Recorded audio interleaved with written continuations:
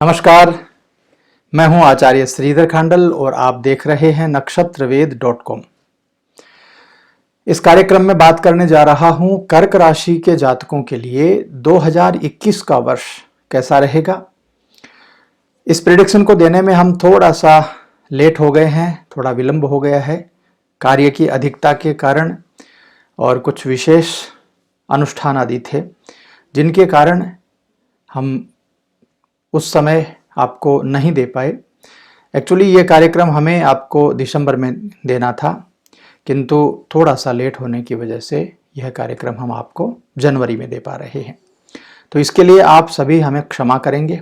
चलिए आगे बढ़ते हैं और बात करते हैं कर्क राशि के जातकों के लिए 2021 का वर्ष कैसा रहेगा, कैसी व्यवस्था रहेगी ग्रहों की और ग्रहों का क्या अच्छा और बुरा परिणाम हमें प्राप्त होगा। इन सभी बातों के बारे में इस कार्यक्रम में बात करेंगे। मेष राशि, वृषभ राशि और मिथुन राशि का कार्यक्रम आपको पहले ही दिया जा चुका है। उस कार्यक्रम को भी आप अवश्य देखें यदि आपकी मेष, वृषभ या मिथुन राशि या लग्न है। इस कार्यक्रम में कर्क लग्न और कर्क राशि के बारे में बात करेंगे।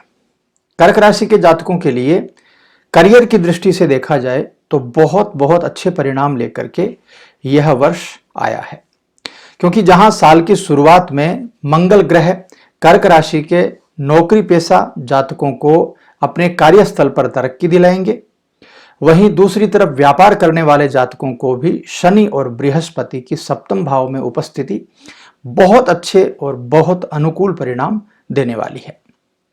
आर्थिक जीवन की बात करें तो साल की शुरुआत बहुत शानदार आपके लिए रहने वाली है।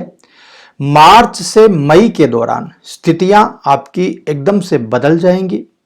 इस समय आपको आर्थिक लाभ होने की संभावनाएं बहुत ज्यादा रहने वाली हैं। खेल जगत से यदि आप जुड़े हैं या सिनेमा से जुड़े हैं तो इस साल बहुत सारी विदेश यात्राओं के चांसेस आपके लिए बनने वाले हैं। विदेश में होने वाली जितने भी प्रतियोगिताएं हैं या जितने भी सिनेमा जगत से जुड़े लोग हैं उनको फिल्म वगैरह बनाने के लिए या वहां पर किसी अच्छे कार्यक्रम के लिए न्योता मिल सकता है, यानी अपार संभावनाएं हैं ऐसे लोगों के लिए जो खेल जगत से जुड़े हैं या फिल्म इंडस्ट्री से जुड़े हुए हैं।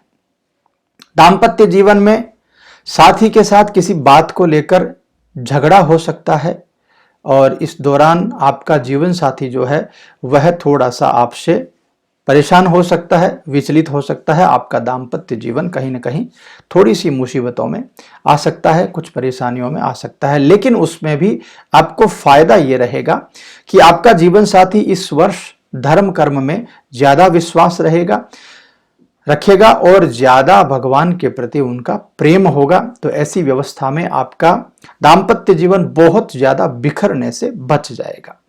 यदि आप किसी से प्रेम करते हैं तो भी यह वर्ष आपके लिए बहुत शानदार और अच्छी स्थितियां लेकर के आ रहा है।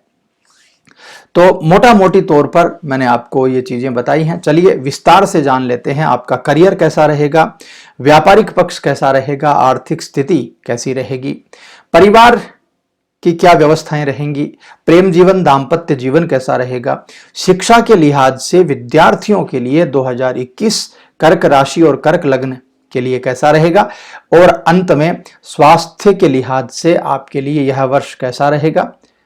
और पूरा प्रेडिक्शन देखने के बाद आपको इस वर्ष होने वाली जितनी भी कमी है, जो भी गलत व्यवस्थाएं हैं ग्रहों के द्वारा, उनके लिए उपाय भी मैं आपको बताऊंगा। तो इस पूरे कार्यक्रम को आप जरूर से देखिए ताकि इस पूरे वर्ष का लाभ आप बहुत आराम से उठा सकें और बहुत सारी अच्छी व्यवस्थाएं आपके लिए बन सकें। तो सबसे पहले आइए आर्थिक माफ कीजिएगा करियर और नौकरी पेशा जातकों की बात कर लेते हैं। इस वर्ष आपके कर्म के स्वामी मंगल आपके कर्म भाव में यानी दसम भाव में स्थित रहेंगे।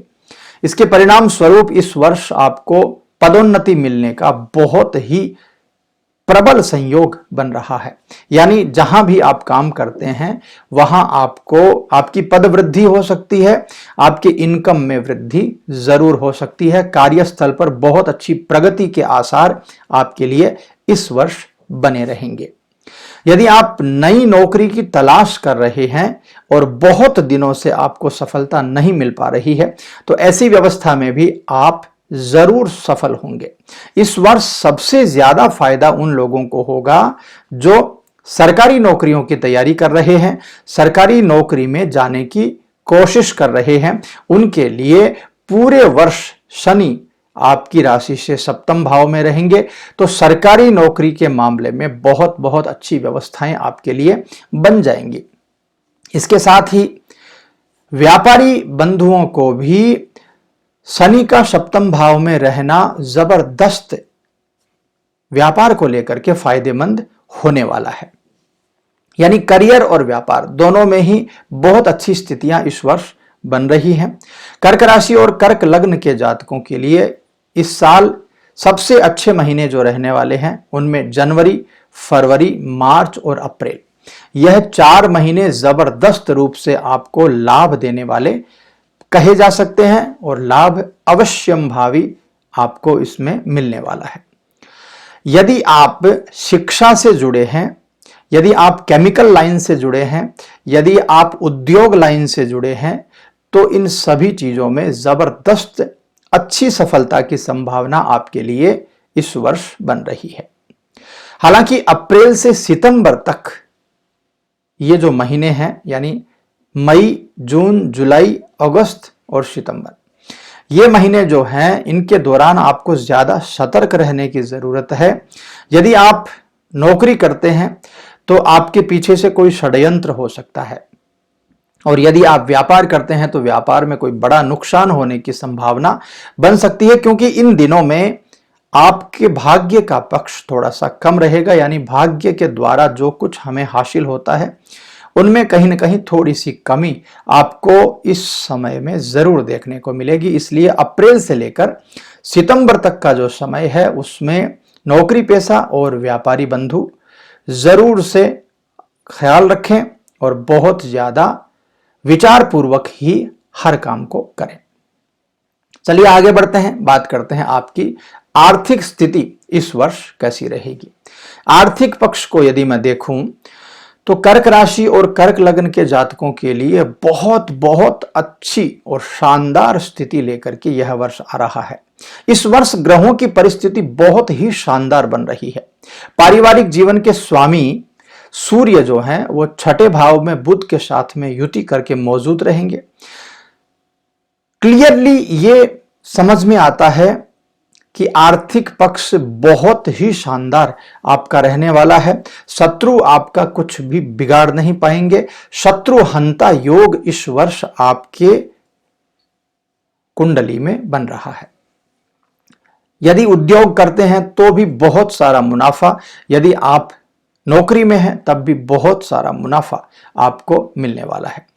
इसके अलावा व्यापार में वृद्धि आपको मिल सकती है। व्यापार वृद्धि के बहुत सारे संकेत इस वर्ष मिल रहे हैं। व्यापार में विकास होने की संभावना भी बन रही है।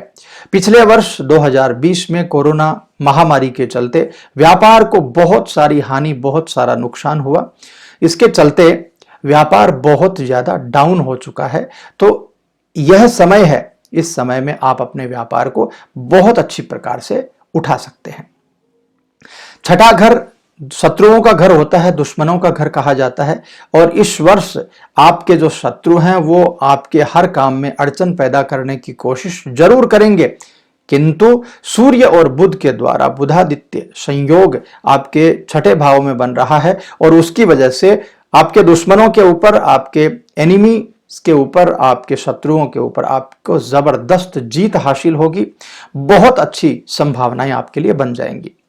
पंचम भाव में शुक्र और 11वें भाव में राहु की जो स्थिति है वह इस बात का जबरदस्त और अच्छा संकेत दे रही है कि आपका इनकम पक्ष इस वर्ष बहुत बहुत शानदार रहने वाला है। आपको इस दौरान उन क्षेत्रों में भी सफलता मिलेगी जिन क्षेत्रों में बहुत लंबे समय से आप इंतजार कर रहे थे, और खास करके जो लोग शेयर मार्केट का काम करते हैं, शेयर मार्केट में इन्वेस्ट करते हैं, म्यूचुअल फंड्स में इन्वेस्ट करते हैं, जो लोग सट्टा बाजार में इन्वेस्ट करते हैं, उनके लिए भी यह समय कोई वरदान से कम नहीं होगा। यानी आप अपने इन्वेस्टमेंट को डबल करने में जरूर सफल रहेंगे। हालांकि जनवरी से अप्रैल तक का समय आपके भाग्य के लिहाज से थोड़ा सा कम अनुकूल दिखाई देता है, और उसके आगे का जो समय है उसमें भाग्य पक्ष थोड़ा अच्छा रहेगा।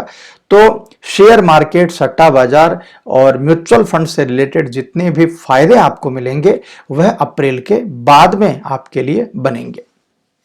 आर्थिक स्थिति का आपको उचित संयोजन करना है। हालांकि आर्थिक इनकम के तौर पर यदि देखा जाए तो आर्थिक स्थिति बहुत अच्छी है, किंतु फिर भी अच्छा संयोजन करके आप चलेंगे तो आपको ज्यादा लाभ मिलेगा और आप उस पैसे को सही इन्वेस्ट कर पाएंगे, सही जगह बचा पाएंगे। आगे बढ़ते हैं, बात करते हैं पारिवारिक स्थिति इस वर्ष आपकी कैसी रहेगी। पारिवारिक स्थिति में थोड़ा सा कहीं ना कहीं ग्रहण इस वर्ष लगा हुआ मुझे नजर आता है। मकर राशि में सप्तम भाव में मौजूद शनि जो है वह आपके चतुर्थ भाव को दृष्टि दे रहा है। यानी पारिवारिक जीवन में सुख की कमी कहीं ना कहीं आप महसूस इस वर्ष जरूर करेंगे। इस वर्ष आपके पारिवारिक जीवन में लोगों के बीच मनमुटाव की व्यवस्था जरूर रहने वाली है, और आपकी बात का समर्थन करने वाला व्यक्ति थोड़ा सा असमर्थित दिखाई देगा आपको। यानी आपके व्यक्तिगत जीवन में, आपके पारिवारिक जीवन में कुछ तनाव पैदा होने की व्यवस्था बन रही है। 6 अप्रैल को कुंभ राशि में बृहस्पति का गोचर पारिवारिक दृष्टिकोण से काफी अनुकूल, काफी बढ़िया आपके लिए बन जाएगा। इस दौरान यानी 6 अप्रैल के बाद आपके भाई, आपके बंधु, आपके बहन, आपके पारिवारिक जितने भी लोग हैं उन सब के बीच आपकी व्यवस्थाएं काफी अच्छी बन जाएंगी। यानी आपका पारिवारिक जीवन जो है वो 6 अप्रैल तक थोड़ा सा कमजोर रहेगा। 6 अप्रैल के बाद में पारिवारिक जीवन काफी अच्छा रहेगा। इसके बाद आपके परिवार का माहौल जो है वो बहुत खुशनुमा हो जाएगा, बहुत ही सुखद हो जाएगा। इसके बाद यानी 6 अप्रैल के बाद आपके परिवार में कोई नया सदस्य जुड़ने की संभावना भी बहुत अच्छे बन रही है। यानी बहुत अच्छे परिणाम आपको पारिवारिक जीवन में भी मिलने वाले हैं, किंतु जनवरी से लेकर अप्रैल तक का थोड़ा सा समय कमजोर है, उसमें ध्यान रखिएगा।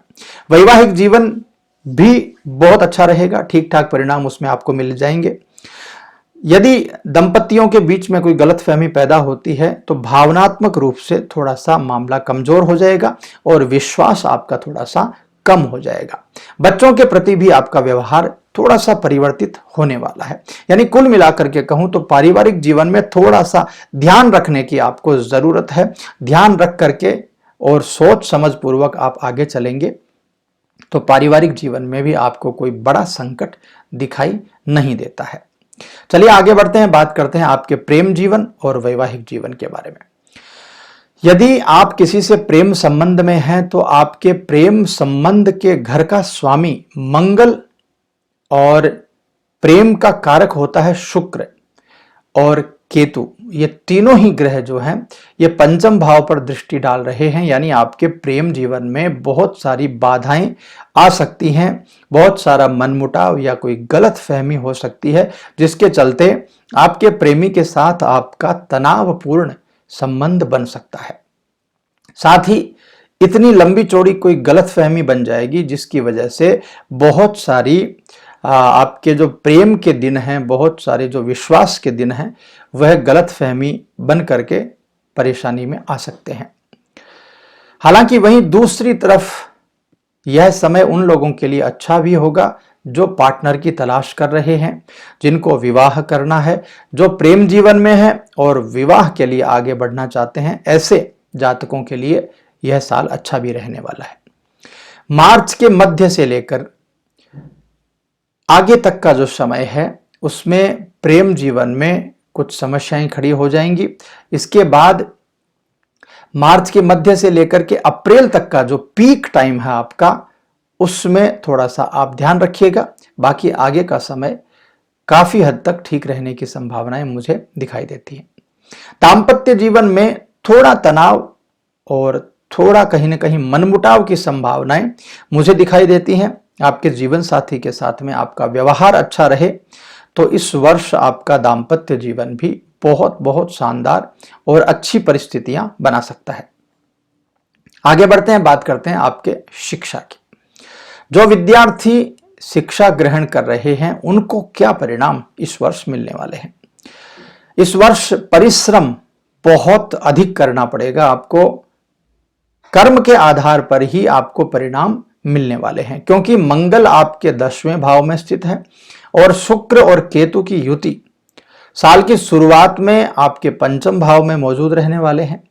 तो इस तरफ साफ साफ इशारा करते हैं कि पढ़ाई में बिल्कुल भी मन नहीं लगेगा और पढ़ाई में बहुत अधिक कठिन परिश्रम आपको करना पड़ेगा, उसके बाद ही आपको अच्छे परिणाम मिल जाएंगे। यानी भाग्य का पक्ष जो है वह थोड़ा सा कमजोर रहेगा, भाग्य के द्वारा आप सफल नहीं हो पाएंगे।